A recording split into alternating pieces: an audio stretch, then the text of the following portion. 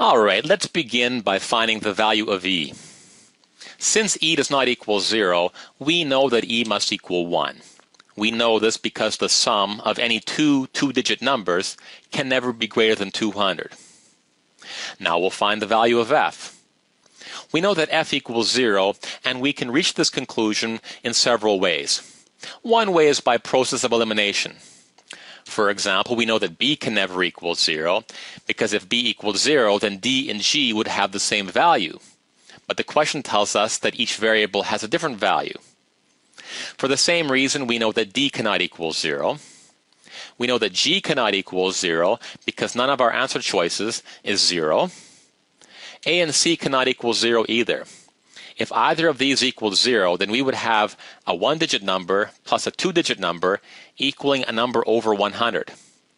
And this cannot happen if our two-digit number is less than 70. And our two-digit number must be less than 70 because we only have the numbers from 0 to 6 to work with. So since a, b, c, d, and g cannot equal 0, we know that f must equal 0. From here we know that b plus d must equal g. Well, there are only two possible cases that meet this criterion. Either b and d are equal to 2 and 3, and g equals 5, or b and d are equal to 2 and 4, in which case g equals 6. Let's check out the second scenario, b and d equaling to 4, and g equaling 6.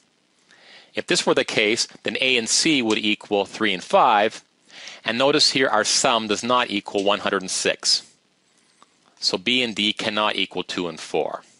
So let's check out our second case, b and d equaling 2 and 3. If this were the case, then g equals 5, and a and c will equal 4 and 6. Notice here that our sum is 105, so these must be the correct answers. So g, in fact, in this case, equals 5. So our answer is D.